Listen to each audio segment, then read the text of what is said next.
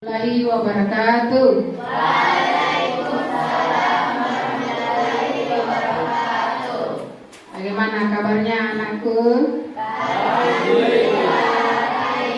Ya, alhamdulillah. Jadi pertemuan kali ini merupakan hal yang luar biasa karena kita berada di ruangan yang bagus, ya. Ya. Jadi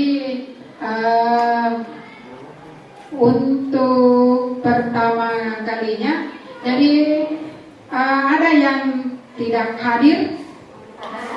Ada ya? Siapa yang tidak hadir? Maulana kenapa? Sakit ya. Yang lain? Yulaika kenapa? Sakit juga? Oh, tanpa keterangan. Iya. Jadi untuk teman kita yang sakit, mari kita doakan supaya cepat sembuh, dan yang tidak yang berhalangan supaya cepat diberikan kesempatan dan kesadaran untuk datang di sekolah. Amin, amin ya rabbal alamin. Iya. Berikutnya Ibu ingin kita, siapa yang bisa memimpin doa? Ya, silakan nak. Duduk siap. Sebelum kita belajar, marilah kita membaca doa. Doa dimulai.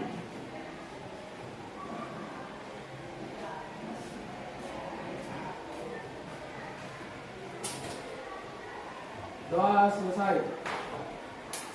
Beri salam. Assalamualaikum warahmatullahi wabarakatuh. Waalaikumsalam warahmatullahi wabarakatuh. Ya, jadi mudah-mudahan doa kita dikabulkan oleh Allah Subhanahu wa taala. Jadi sebelum kita masuk ke materi tentang konsep ketenaga kerjaan, Ibu ingin tampilkan dulu satu video singkat tentang lowongan pekerjaan, ya.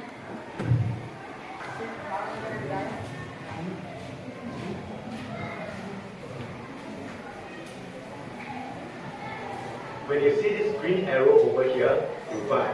When you see this red arrow, you sell. It's just like crossing the road and following the traffic light signal. Green means go, red means stop. The same concept applies. PT Kereta Api Indonesia Persero atau KAI membuka kesempatan kerja untuk lulusan SLK di bidang D4 dan S1. Informasi yang tersedia meliputi kondektur, calon masinis, asisten PPKA, polisi khusus kereta api atau Polsuka, serta pemeliharaan sarana dan prasarana. Pendaftaran hanya dilakukan online melalui situs resmi PT KAI. Seleksi ini gratis dan KAI menegaskan tidak bekerja sama dengan pihak manapun terkait biaya transportasi atau akomodasi. Proses rekrutmen eksternal ini dibuka mulai 27 Agustus 2025 hingga 1 September 2025. Sementara itu pendaftaran resmi dilaksanakan pada 30 Agustus 2025 sampai 1 September 2025. Vice President Public Relation KAI, Anna Purba menyatakan, rekrutmen ini adalah peluang besar bagi generasi muda untuk berkarir dan mengabdi melalui layanan kereta api.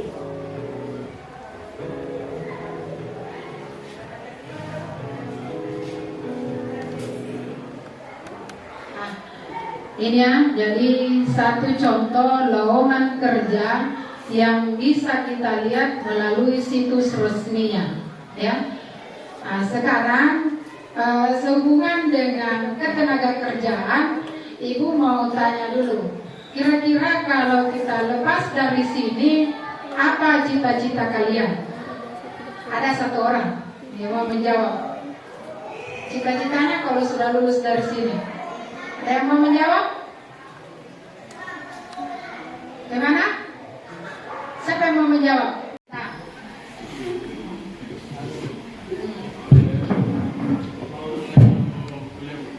Mau juga kuliah? Ya, mau juga kuliah. Nah, jurusan apa? Ekonomi. Ya, bagus. Tepuk tangan untuk cita-cita mereka. Ya. Jadi dari sini kita sudah bisa tahu bahwasanya kita mau kemana. Ya. Kalau manajemen bisnis berarti ya arahnya mau jadi pengusaha mungkin atau bekerja di perusahaan. Jurusan ekonomi berarti mau juga bekerja di perusahaan atau menjadi pengusaha. Nah, itu ya. Ya, jadi itu cita-cita kita. Jadi mewakili mungkin yang lainnya, ya. Nah, sekarang sebelum kita lanjut ke materi, coba dinaikkan HP-nya untuk menguji pemahaman awal dari anak-anakku sekalian tentang ketenaga kerjaan.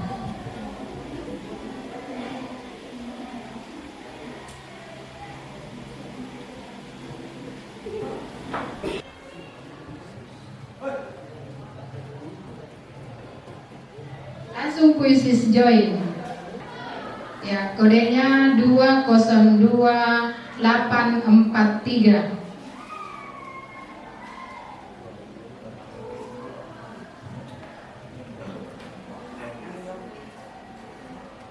Silakan bergabung. Ya.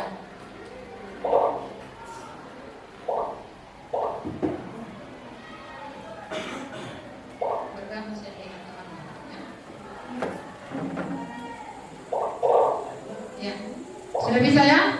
Sudah masuk semua? Sudah ada? Iya. Kita mulai. Cepat. Sudah 17.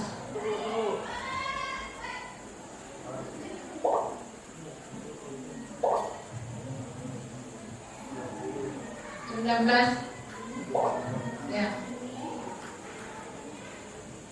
Saya bisa mewakili ya. Kita mulai. Cepat.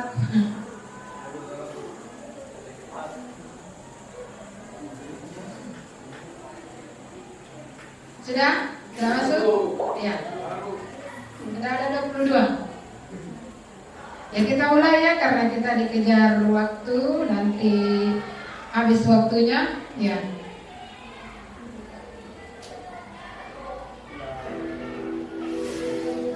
Ya, ini ada waktunya ya, di sini dilihat. Jangan sampai belum menjawab sudah lewat waktunya.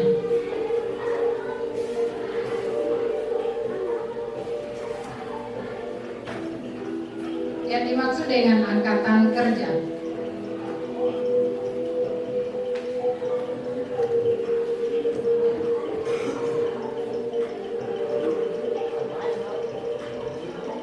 Ya, habis waktunya. Siapa yang pertama menjawab? Cindy, Sahra, Aira, dan Erlangga. Itu di urutan. Sekarang kita lanjut. Ya. Tenaga kerja yang tidak sedang bekerja, tetapi sedang mencari pekerjaan disebut. Kecepatan menjawab juga ini dinilai ya.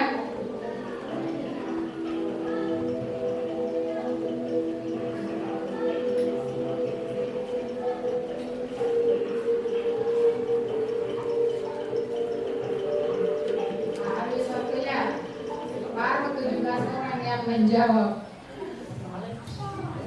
Ya, Cindy masih di urutan pertama, disusul Sri Wahyuni dan Aira. Ya, kita lanjut. Usia produktif yang termasuk dalam tenaga kerja menurut BPS.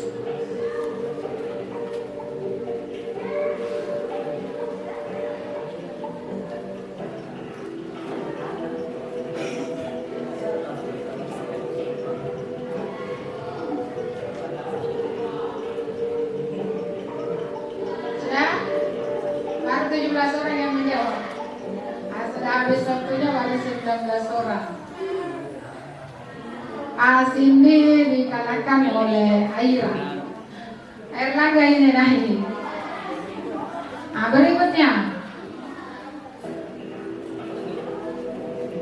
Berikut ini yang termasuk ke dalam kategori bukan angkatan kerja. Nah, yang mana kira-kira?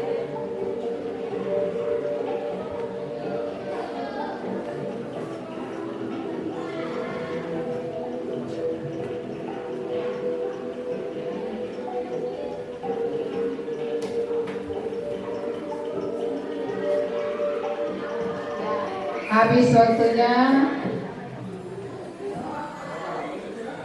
Asing lagi naik dikalahkan. Ya, ada peserta baru Erlangga dengan Murti Fatul Jannah. Terakhir ya, masalah ketenaga kerjaan di negara berkembang umumnya ditandai dengan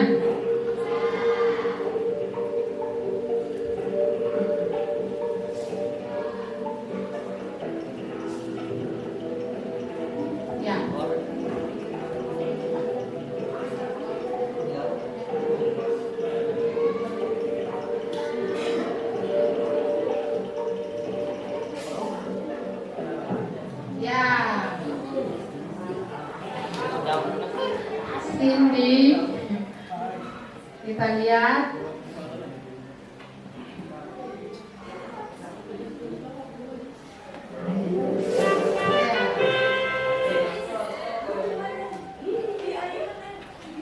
Ainun yang naik. Oh, saya kira Cindy tadi.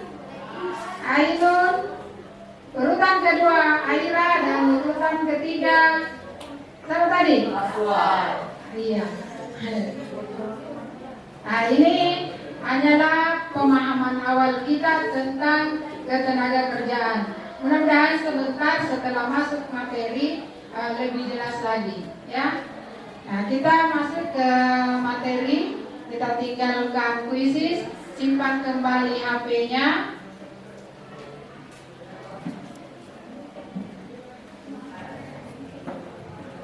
Ya, simpan kembali HP-nya, kita masuk ke materi tentang konsep ketenaga kerjaan. Ya, jadi seperti yang Ibu tadi jelaskan, kalau ketenaga kerjaan itu berhubungan erat dengan masalah pendapatan nasional. Kemudian materi kita sebelumnya, sebelum konsep ketenaga kerjaan, apalagi? Iya, konsep pertumbuhan dan pembangunan. Masih diingat apa itu pertumbuhan? Siapa? Coba. Apa itu pertumbuhan? Pertumbuhan ekonomi ya?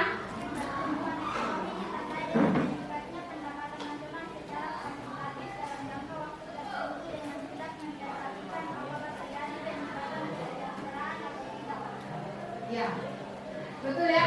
Apa dulu teman-teman? Ya. Kalau pembangunan ekonomi, ya, siapa? Ya, mau pakai mic?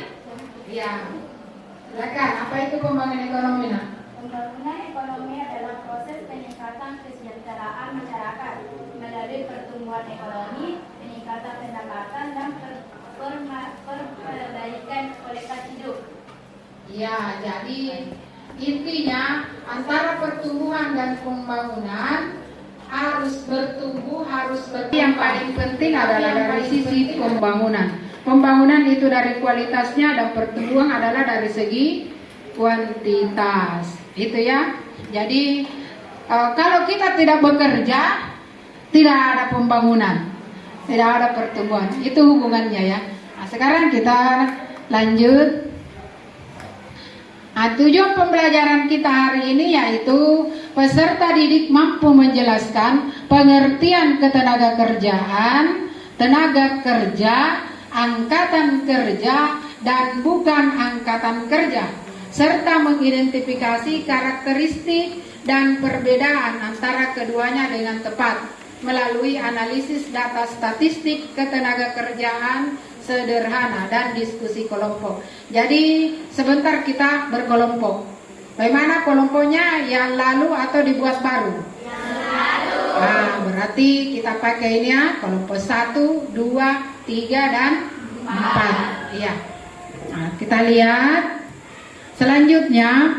Nah, ini ketenaga kerjaan segala hal yang berhubungan dengan tenaga kerja.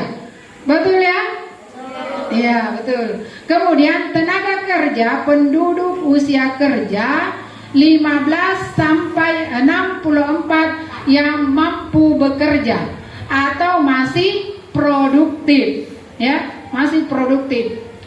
Istilahnya, kalau ada yang belum berusia 64 tetapi mengalami misalkan sakit atau tidak bisa produktif lagi, tidak mampu lagi bekerja, maka tidak bisa dikatakan sebagai tenaga kerja, ya.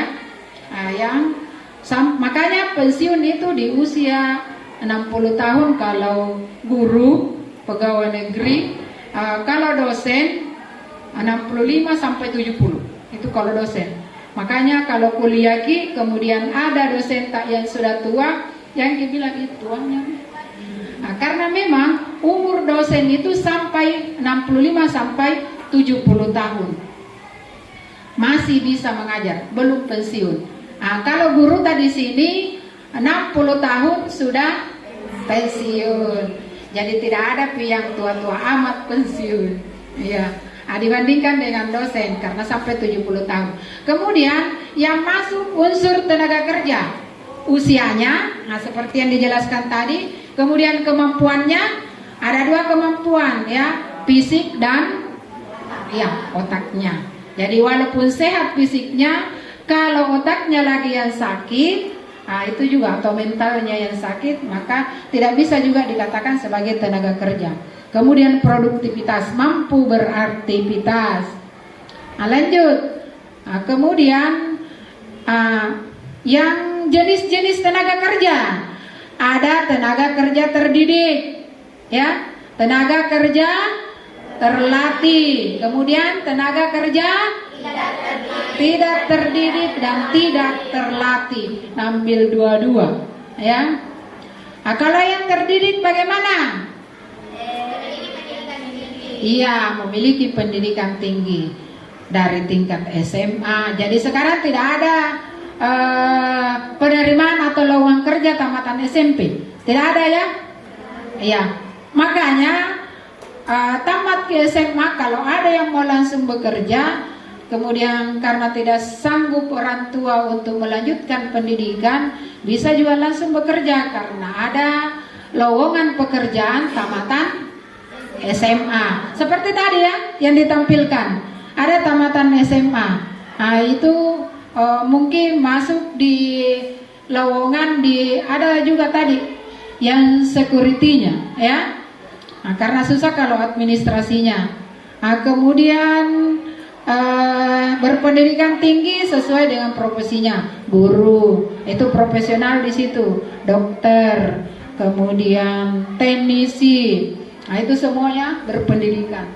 Kemudian yang terlatih, yang mana kira-kira? Ya, ada keterampilannya, apakah melalui pengalaman atau pelatihan. Ya, betul.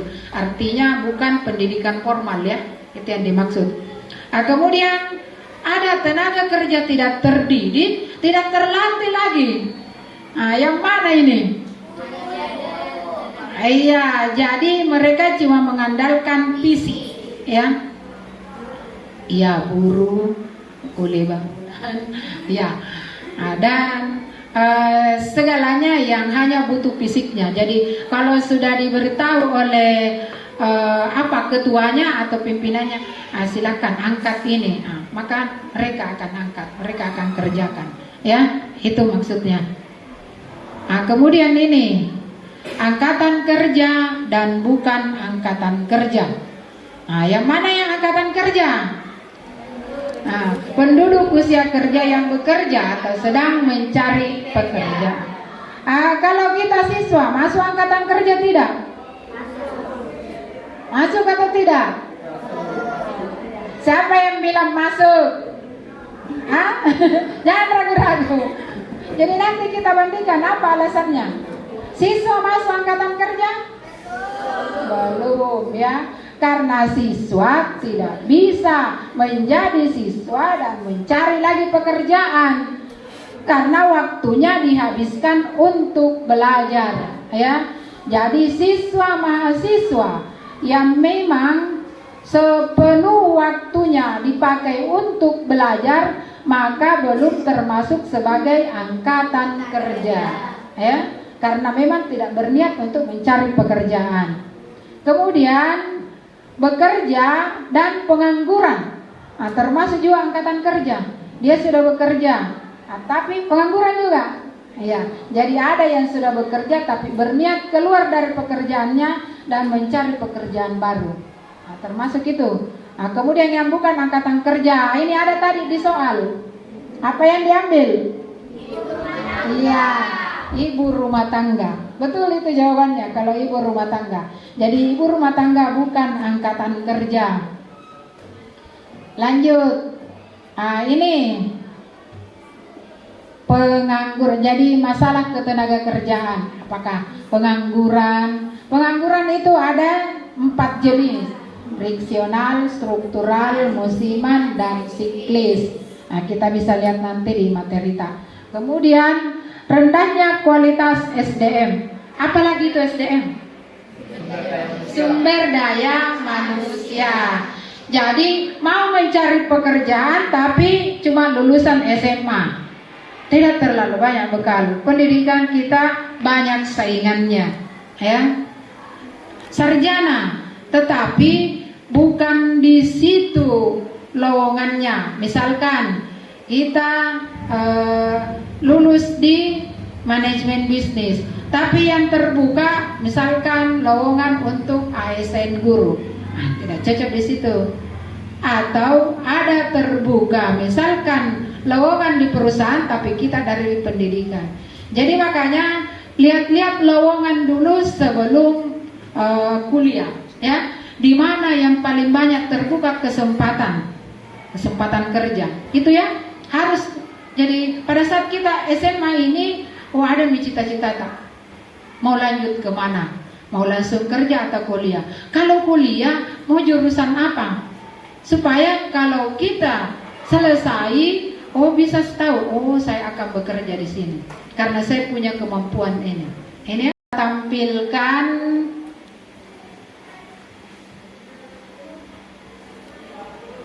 ada video, kemudian dianalisis.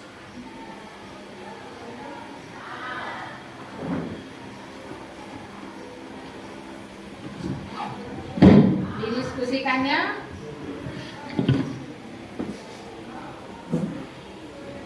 Jadi sambil kita menonton, kita juga diskusikan apa yang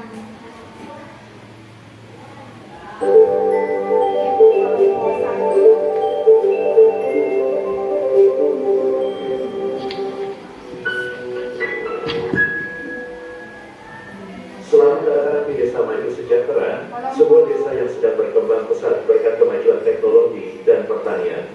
Di sini, kita akan melihat bagaimana berbagai konsep ketenagakerjaan tercermin dalam kehidupan sehari-hari.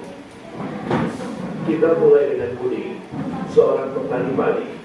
Setiap pagi, Budi pergi ke sawah untuk menanam dan merawat padinya. Budi adalah contoh dari tenaga kerja karena ia terlibat dalam aktivitas ekonomi yang menghasilkan produk, yaitu padi.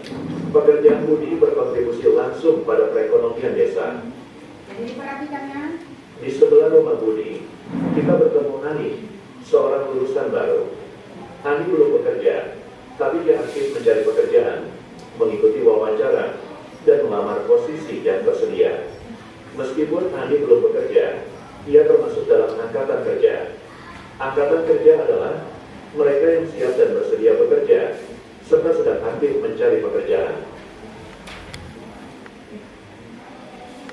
Selanjutnya, kita lihat Pak Seno, ayah Ani, yang sudah pensiun setelah bertahun-tahun menjadi kepala sekolah. Kini, Pak Seno tidak bekerja dan tidak lagi mencari pekerjaan. Ia termasuk dalam bukan angkatan kerja, yang terdiri dari orang-orang yang sudah tidak terlibat dalam pasar kerja, seperti pensiunan atau mereka yang memilih untuk tidak bekerja. Di sisi lain, ada Pak Ridwan, seorang tukang kayu yang bekerja di bengkelnya. Pak Ridwan adalah contoh tenaga kerja terdidik, karena pekerjaannya membutuhkan keterampilan khusus yang dia pelajari selama bertahun-tahun. Dia menghasilkan barang seperti perabotan yang juga berkontribusi pada ekonomi desa. Terakhir, kita temui Tono, seorang pemuda yang bekerja serabutan. Tono mengerjakan berbagai pekerjaan seperti membantu di sawah atau di pasar. Tono termasuk tenaga kerja tidak terdidik, karena pekerjaannya tidak memerlukan keterampilan khusus, namun tetap memberikan kontribusi pada kegiatan ekonomi desa. Jadi, di Desa Maju Sejahtera ini, kita bisa melihat bagaimana konsep ketenaga kerjaan terbagi menjadi beberapa kategori. Tenaga kerja, angkatan kerja, bukan angkatan kerja, dan berbagai jenis tenaga kerja. Setiap individu, dari Budi, Ani, Pak Seno, Pak Ridwan, hingga Tono, memainkan peran penting dalam perekonomian desa, sesuai dengan status ketenaga kerjaan mereka. Ketenaga kerjaan adalah bagian penting dari aktivitas ekonomi masyarakat. Semoga video ini membantu Anda memahami bagaimana konsep ini tercermin dalam kehidupan sehari-hari.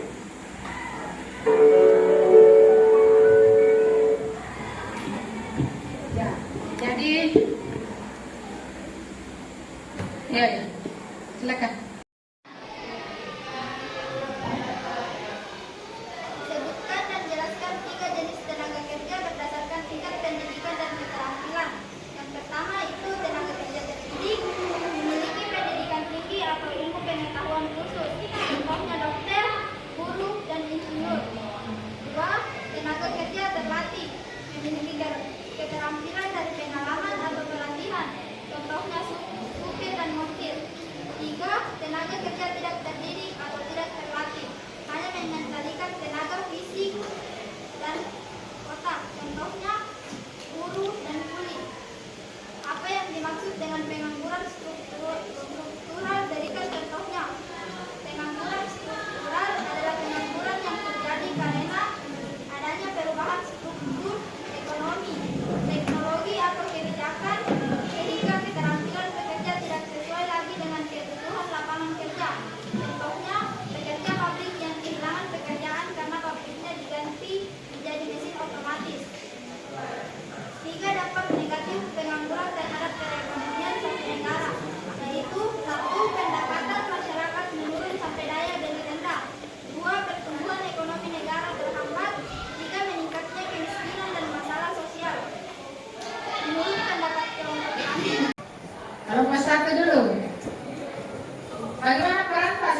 Kita kan sebagai generasi muda ini semua ya, sebagai generasi muda. Apa peran kita sebagai generasi muda? Sebagai anak sekolah dulu, ya, sebagai siswa SMA Negeri 6 Goa.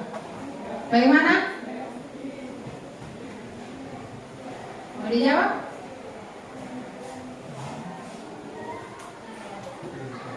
Ya, silakan. Peran generasi muda dalam menghadapi masalah ketenaga kerjaan, yaitu kita sebagai siswa dalam menghadapi masalah ini adalah dengan rajin belajar dan melatih keterampilan. Betul. Ya, betul ya. Aplaus untuk kelompok 1. Jadi rajin belajar, ya. Pokoknya kalau dibilang belajar, ya belajar. Masih ada? Dari kelompok lain? Selain belajar, apa lagi? Fokus dulu untuk belajar demi masa depan. Ya, terima kasih untuk pertemuan kita hari ini. Mudah-mudahan apa yang Ibu sampaikan, kemudian anak-anakku juga yang menjawab, memberikan tanggapan bermakna hari ini. Ya, saya ucapkan wabillahi taufiq wal hidayah. Wassalamualaikum warahmatullahi wabarakatuh.